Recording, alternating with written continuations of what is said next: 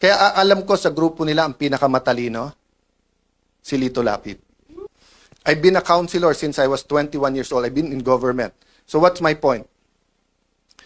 Nung nakita ko na dumami ang mga congressman na bumabanat sa VP nung 24-25, sabi nung iba, ang dami ng galit. Sabi, hindi, naging speaker ako eh. Magaling ang strategy yung speaker. Bakit? Alam kasi nila na sa Pilipinas, we have a two-party system. Diba? Sabi nung iba, multi-party. Hindi, two-party system tayo. Diba? Party on Friday, party on Saturday, election sa Monday, Tuesday, lahat kakampi na sa administrasyon. May maiiwan lang na konting oposisyon. So in a sense, two-party, administrasyon, oposisyon. Di ba? Medyo unique lang ngayon kasi yung mga Pinklawan, Dilawan, kumampi, Marcos na rin. Dahil ayaw kay VP Sara. So ang nangyayari ngayon, they claim to be the opposition, but the opposition oppose. They're actually co-administering. Di ba? So, what's my point there? Ang galing ng ginawa nila. Kasi pagka yung congressman hindi nagsalita ng mabigat versus VP Sara, alam nilang pagpalapit na or bumango, kakampi din nila o dalawa kakampi. So ang ginawa nila, binitawan, sinusuportahan, ginalit, or whatever. No, I'm not saying hindi conviction ng iba sa Quadcom, etc. I'm point, it was a systematic attack. So that nga, hindi na sila, so that point of no return na. Na kung ikaw man si VP Sara, paano mo pang kakausapin yung mga yon? Inupakan ka na ng ganon. Di ba? So, ganon din ang ginawa nila ngayon sa Senado. Pag upo ko, tumitingin din sila kasi katulad, alam niyo naman si 14, di ba? Si 14, ilan meetings nag-attend siya, nagkikwento, nagmasama na ng sitwasyon. Etong si Senator Lacson, kung ano nang ginagawa. Tapos nung nagbilangan na, kumampi doon, siya din eventually kumausap sa ibang kasama na bumaliktad, si 14. So ang point ko, anong ginawa nila? Imbis na dumami tayo by them going to us, nung nag-meeting sila, take turns tayo lahat umupak. Kaya alam ko sa grupo nila ang pinakamatalino, si Lito Lapid. Kasi si Lito, parang kasama nyo na ako, pero wag nyo nang asahan, umupak pa ako. Di ba? I mean, si Lito's the most honest and practical. We're here together, this is politics. Pero wag na tayong gumawa ng imbento tungkol sa kasama natin. Kaya alam ko sa grupo nila ang pinakamatalino, si Lito Lapid. I've been a counselor since I was 21 years old. I've been in government. So what's my point? Nung nakita ko na dumami ang mga congressman na bumabanat sa VP nung 24-25, sabi nung iba, ang dami ng galit. Sabi, hindi, naging speaker ako eh. Magaling ang strategy yung speaker. Bakit? Alam kasi nila na sa Pilipinas, we have a two-party system. Diba? Sabi nung iba, multi-party. Hindi, two-party system tayo. Diba? Party on Friday, party on Saturday, election sa Monday, Tuesday, lahat kakampi na sa administrasyon. May maiiwan lang na konting oposisyon. So in a sense, two-party, administrasyon, oposisyon. Diba? Medyo unique lang ngayon kasi yung mga Pinklawan, Dilawan, kumampi, Marcos na rin.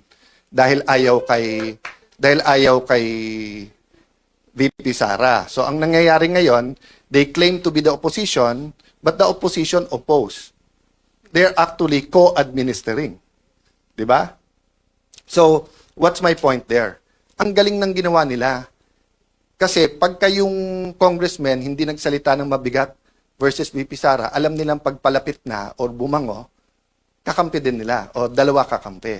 So ang ginawa nila, binitawan, sinusuportahan, ginalit, or whatever. No, I'm not saying hindi conviction ng iba sa Quadcom, etc. I'm point, it was a systematic attack. So that nga, hindi na sila, so that point of no return na.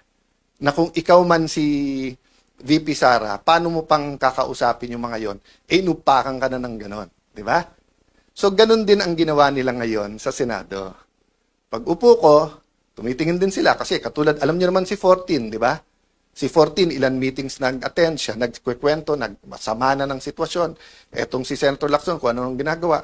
Tapos nung nagbilangan na, kumampi doon, siya din eventually kumausap sa ibang kasama na bumaliktad, si 14. So ang point ko, anong ginawa nila? Imbis na dumami tayo by them going to us, nung nag-meeting sila, take turns tayo lahat umupak. Kaya alam ko sa grupo nila ang pinakamatalino, si Lito Lapid.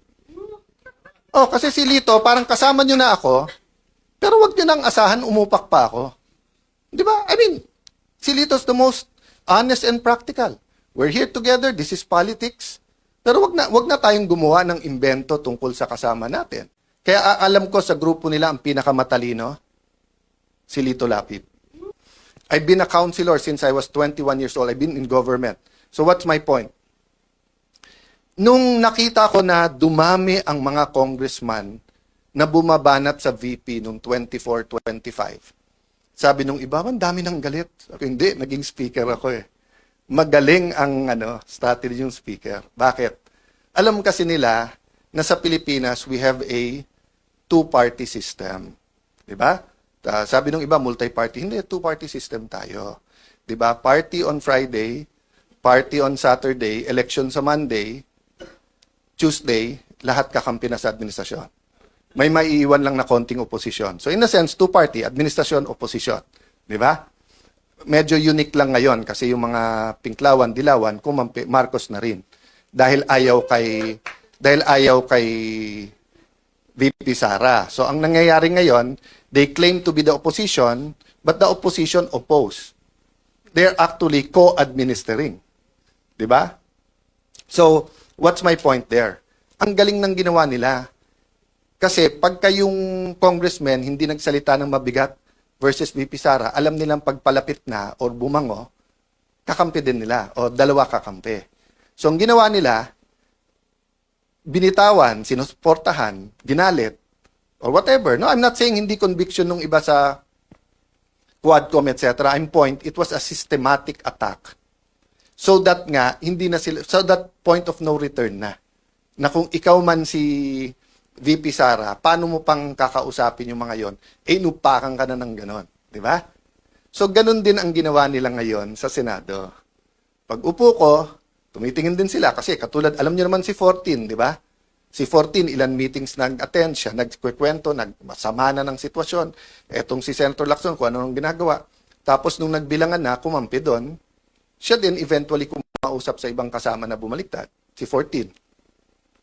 So ang point ko, anong ginawa nila? Imbis na dumami tayo by them going to us, nung nag-meeting sila, take turns tayo lahat umupak. Kaya alam ko sa grupo nila ang pinakamatalino, si Lito Lapid. Kasi si Lito, parang kasama nyo na ako, pero wag nyo nang asahan, umupak pa ako. Di ba? I mean, si Lito's the most honest and practical. We're here together, this is politics. Pero wag na tayong gumawa ng imbento tungkol sa kasama natin.